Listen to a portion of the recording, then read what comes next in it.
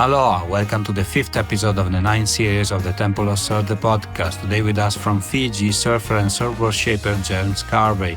We discuss with him about surf, surfboards, travel and much more.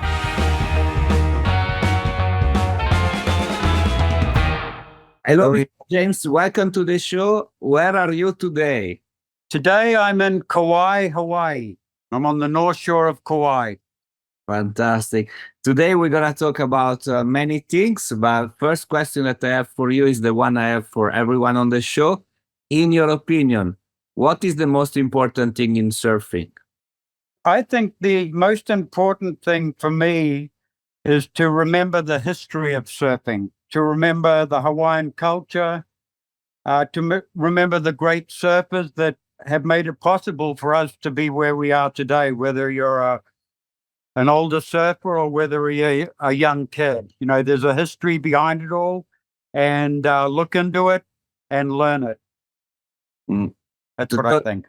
Yeah, we need to know our ancestors, right? Exactly. To build for the future. And yes, Hawaii has a huge tradition. It's not the most important one in the world for surfing. So I totally agree with you. And in your opinion, what was the most important time in Hawaiian surfing? The most important time in Hawaiian surfing for me would have been the time when I came to Hawaii, and I experienced it for the first time in 1969. I came to Hawaii.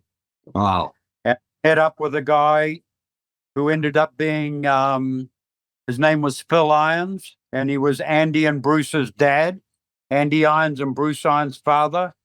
And he invited me to live with him on the North Shore in a little house at Velziland. And in those days, of course, it wasn't very crowded. There was no leashes.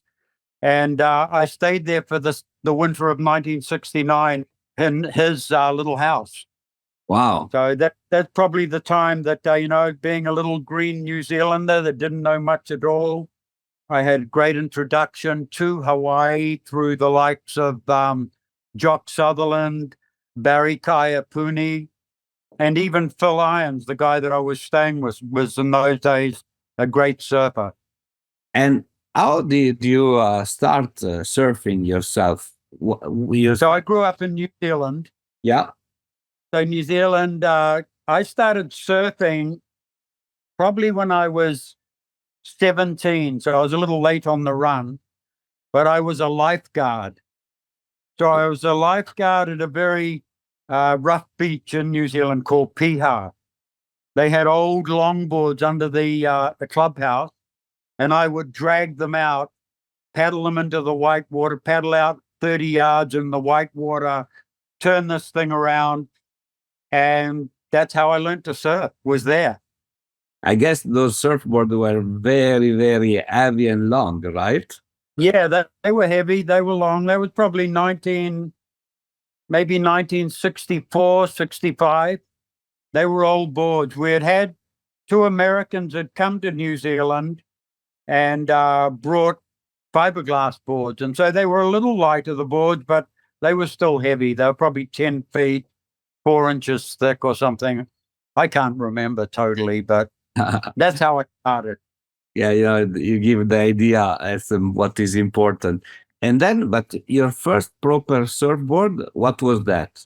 Okay, so my first proper surfboard was one, I wrote his name down too, and now I can't remember it. It was one, I lived in Auckland, in the city of Auckland, and he made boards about 80 miles away. And somewhere along this conversation, I'm going to remember his name. Oh, Roger Land. There we go. So it was a Roger Land surfboard, and I had to pick it up from the railway station. So I caught a bus to the railway station, got my new board, and headed back home by the bus. Okay. And that was probably a 9.3 triple stringer, I think. It's not easy to carry inside the bus. Yeah, probably wasn't a lot of people on the bus then, but yeah, they let me put it on the bus. I got home. I'm not sure if my parents owned a car then or not. I can't remember, but they obviously didn't give me a ride there because I had the bus there.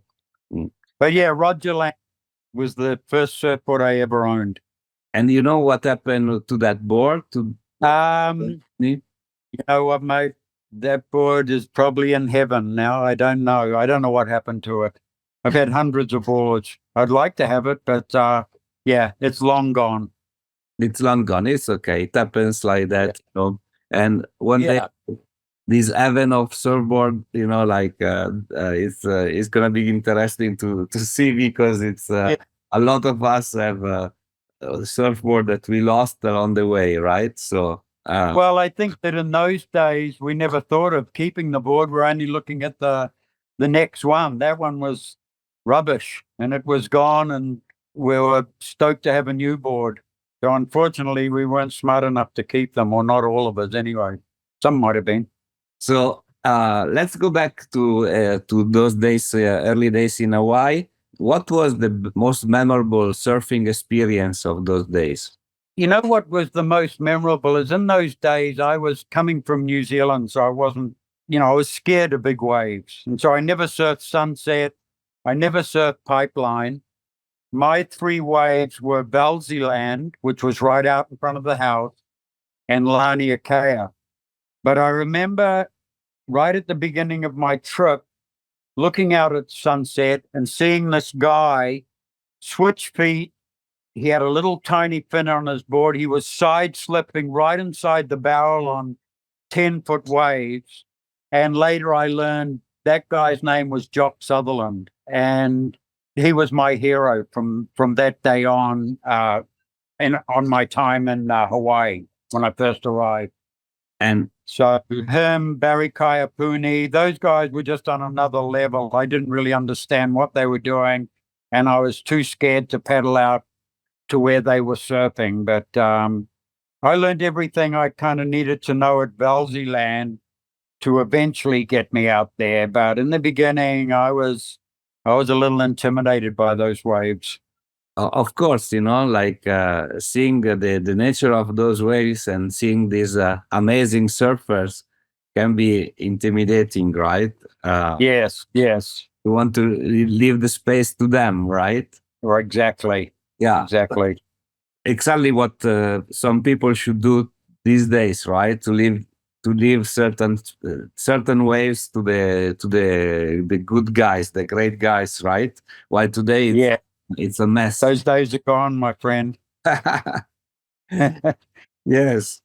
But you know, like you were saying, you're a friend of Joey Cabell, and Joey Cabell during the interview told me that at that time it was almost, let's say, common that people were going out alone, right?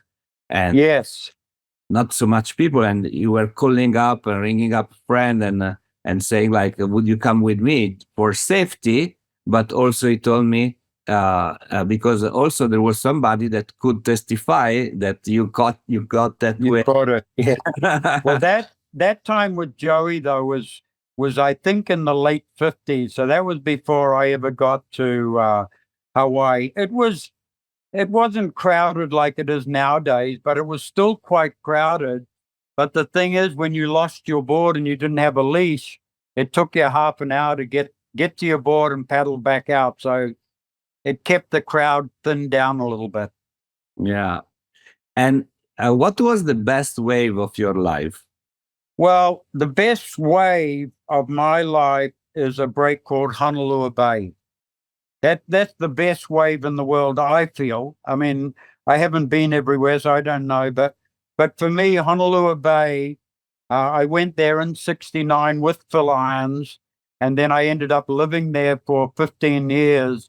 And it's a beautiful wave, man. It's can bring tears to your eyes. That's how good it is. Oh wow, fantastic! Nice idea of. You made it very very clear. You know, okay, if tears Yes, got down from your eyes, then definitely is an amazing one. And yes. you are also a craftsman, right? You try to shape surfboards also yourself. Well, I did shape surfboards. I shaped for a few, I shaped for like 25 years. So I don't shape much anymore. I have a friend, Billy Hamilton, who lives in Kauai, and he's kind enough to lend me his shaping room if I ever want to go in and do a few. But it's been maybe last year I shaped a couple, but I'm just quite happy to get boards shaped by Terry Chun is one of my shapers, and another guy, Mark Sousen. I'm happy to just get boards off them now. But yeah, I did shape. I used to shape for McCoy. I had a few companies in New Zealand where I shaped boards. I did a little shaping for Brewer, for Dick Brewer. But yeah, so I used to shape. How was Dick Brewer? Legendary shaper, but an amazing. Well, I've known Dick for a long, long time, and Dick really. I know you're going to ask me who's the best shaper I feel in the world, I and will. I'm not going to ask say. later. I'm not going to say Dick. I'm not going to say Dick because everyone's saying Dick. I have someone else in mind, but Dick Brewer's boards are just legendary. You know, especially his guns, but all his boards really were just beautiful. He was a great guy and a lovely shaper. And as a person, uh, he was also a funny man, right? Like, He was a good guy, man. He was yeah, he was a good guy. I spent Hurricane Naniki, which was probably I don't know how many years ago that was, but he lost his house in Hurricane Naniki, and we were in his house, me and my oldest son. Yeah, he lost the house. It was pretty tragic, but he's a funny guy. He was a good guy, good shaper. He was more like an artist than just a systematic shaper. He shaped as if he was an artist, I felt. I think when you reach that level of appreciation from everybody in the surf world, that means that you've done something just more than shaping surfboards, right? Yeah, yes. I mean, he was a fantastic craftsman. His ideas, as far as bottom shapes and curve and tail rocker and V's and concaves. I mean, he had it all. He was a great shaper, and he taught a lot of guys that later on became great shapers. Yeah. And in your opinion, what is the most important thing in shaping surfboards? That's a good point. The most important thing is, I think, probably listening to the people that are buying the boards or getting the boards shaped, and trying to put that into the surfboard. That's what I think. The craftsmanship, the glassing, it all. It's not just the shaping. You know, the shaping can be changed by the sander. It can be glass too heavy or too light by the glasser. So it's a four-way street kind of thing. Everyone involved are the end result. So not just the shaper. Yeah, it's like I understand what you're saying. You know, it's just like other craftsmen, they intervene into the surfboard, right? But the shaper is Yeah. that creates the existence, the lines, right? Well, Yes, and it's up to the sander and the stuff to that to keep it true to the shape job, which they can change a little bit if they don't know what they're doing. we're jumping. I'm jumping a lot between surfboard shape surfers. So, going back to surfers, obviously, you met a lot of people in the past and in the early days of surfing. You said about the meeting with the dad of Andy and Bruce Irons. So we talk about Joy Cabell, Dick Brewer, but Yes. Jock Sutherland. But a meeting that was very meaningful for you with one of these guys. If you had to pick one, which one would be? Maybe also one of you didn't say. Okay. I would, that's a good question. Probably one of my closest friends is Billy Hamilton. A meaningful meeting would probably be with Dick Brewer, because at one time I'd gone back to New Zealand and I came back to Hawaii for 6 weeks. and I stayed with Dick down in Kauai here.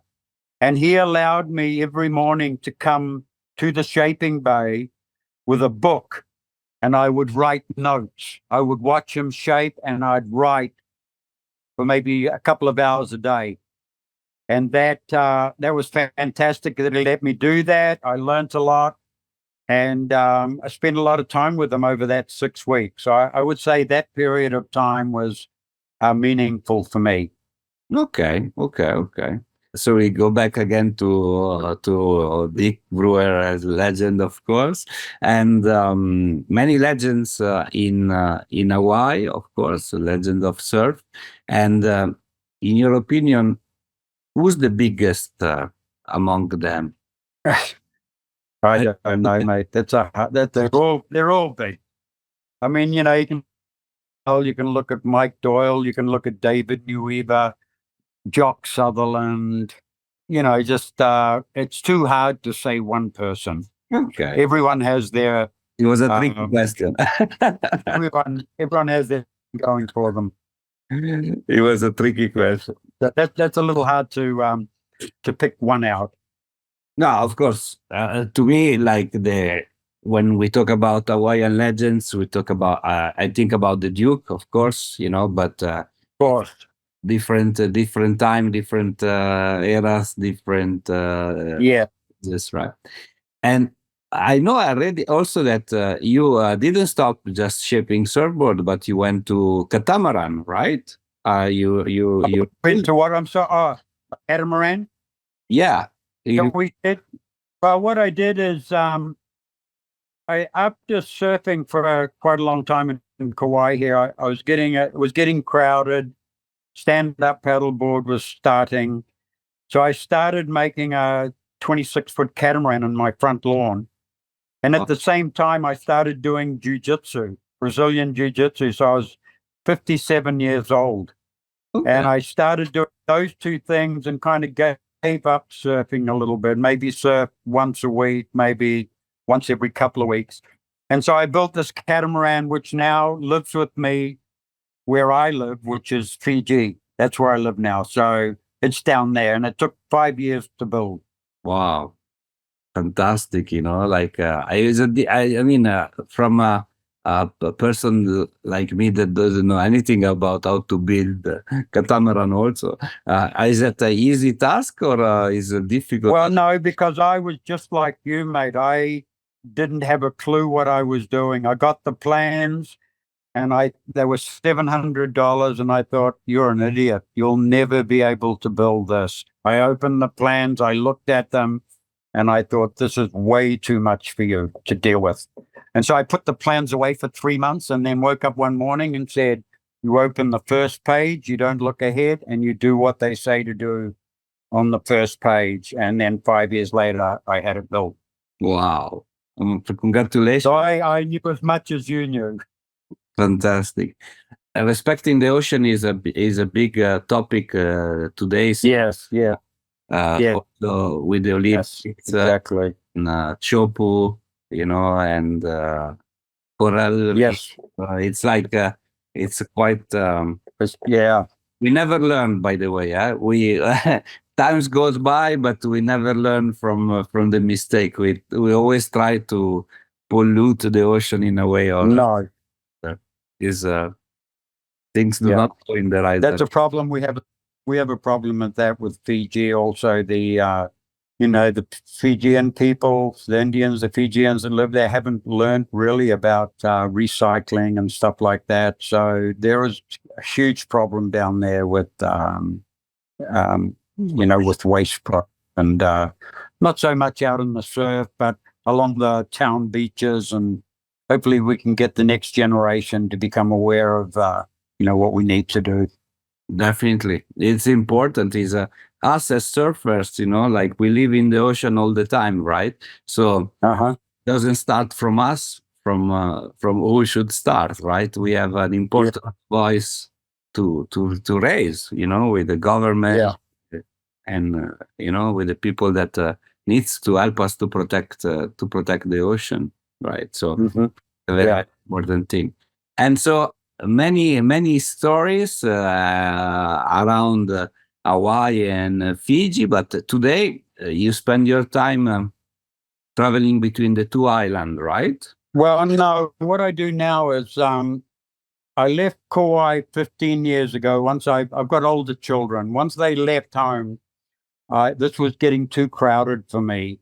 And so I went down to Fiji and I found some land there that had a view of Cloudbreak and the islands there. And I bought that, built a little house, and then moved there. So that was 15 years ago. Now I have a tour company. So I have cottages there. I have a few boats, and I take people surfing or diving or snorkeling, take families out to look at the island, whatever they want to do. And, I get to be able to surf myself out there with them. Okay. So that's what I do. It's not a bad plan. And I travel a little. I'm sorry. It's not a bad plan. You get to enjoy together with working, right? So it's nice. Yes, not a bad plan. It's kind of hard going sometimes, to be out in the water for 2 weeks every day for 7 hours, taking people out. But I can think of worse jobs. Yeah. Yes. In fact, there are worst jobs. Yeah. It's tiring, though, right? It's not. Well, it can be tiring, mate. 7 hours in the water every day, and they never want to come in. You get 3 kids out there from Hawaii or something, and they're meant to be out there for 5, 6 hours, and they're not even looking at you while you're trying to wave them in after 7 hours. And so, I would have done the same too if I was their age. Yeah, definitely. So we're gonna finish our interview with a short Q&A session. So please answer the first thing that comes up to your mind. So certainly, let's start with the best surfboard that you ever ridden. I think the best surfboard. There's 2 of them, and there's 2 boards that I got. One was a Mark Richards style twin fin, which I really, really liked. And one was shaped by Dennis Pang, a famous shaper in Oahu, and that was called a Twinser. And that was like a twin fin with 2 little fins at the front of the twin fin. And I really liked that era of the looseness of the boards. And, I was younger then, but I think they stand out as some of my best boards that I've had. Okay. Thank you for sharing. And of course, we were anticipating this at the real beginning, talking about your favorite shaper. So, who was your favorite shaper? Yeah, I'm glad you brought that up. My favorite shaper is a guy called Alan Burns. I don't know if you've ever heard of him or. Yes, I did. But Alan Burns is the guy that really brought the channel bottom to the forefront, and his company was called Burning Spears. And me and Alan go way back from when we were kids. We both started shaping at the same shop, but he became a world-class shaper, designer, and surfer. And unfortunately, we lost him a few years ago in Bali, but he's my pick for the best shaper in the world. He was 8-time national champion, right? Yes, and he got 3rd in the pipeline contest one year too in Oahu. Wow, legendary. So that was, yeah. So Alan was a great New Zealand surfer, and also when he came to Hawaii, he did really good in the pipe contest. So what is your dearest memory with him? Well, Alan, he was quite a quiet guy in that. The thing is with Alan, what he did is before he started shaping, he wanted to join the Air Force. And so he joined the Air Force for 3 or 4 years. And I don't know what he became, but he was flying. He wasn't a pilot. And then he started shaping. And right from day one, his designing and the quality of his work, his dedication to his work was what stood out most. And we surfed quite a bit. And I guess, he had won the nationals, like you said, 8 times. And my biggest thing with Alan was that once I beat him in the quarterfinals of a surf contest, but then he came around and just smashed us all in the final. But that was probably my best thing I ever did against Alan, was to beat him in one little contest. Ah, Surfing.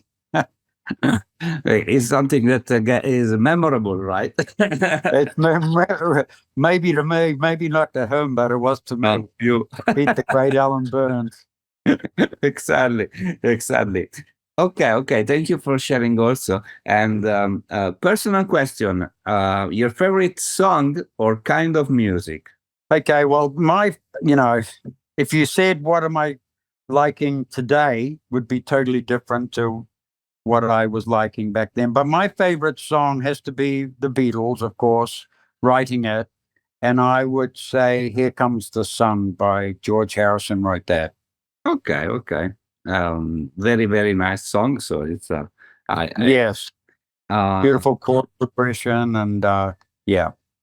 favorite surf spot. I think you answered to me already, but I did. Honolulu Bay is my favorite, but of course, Cloudbreak, I live there now. And sometimes I'm lucky enough to get it with nobody out. So I still get that feel of, being able to surf by myself occasionally. yeah, actually, it's a great, great feeling, and rare in the world that doesn't happen like anymore, almost. So Not too much. not too much, exactly.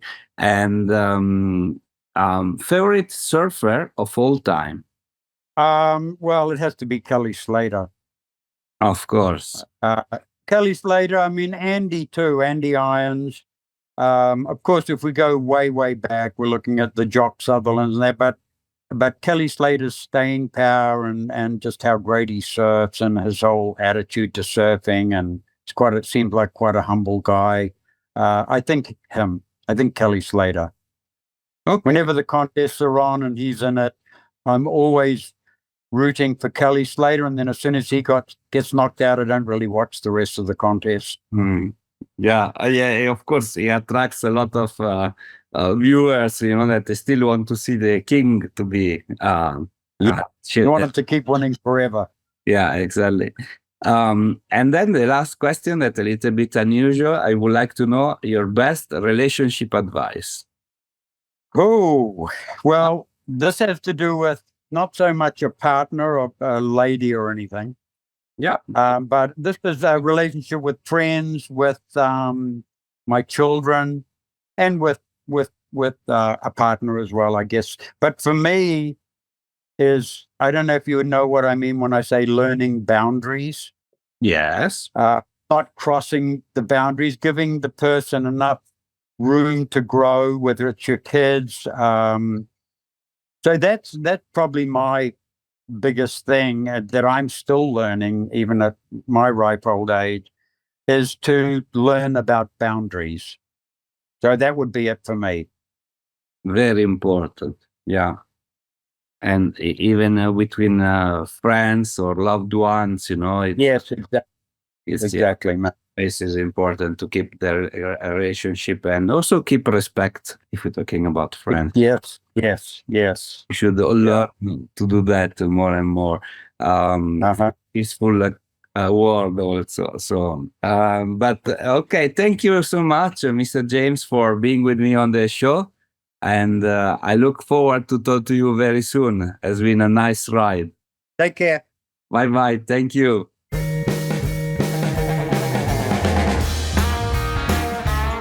Hi, it's me again. I hope you enjoyed our today's episode. If you want to know more about us, please follow www.templeofsurf.com and all our social media. Mahalo!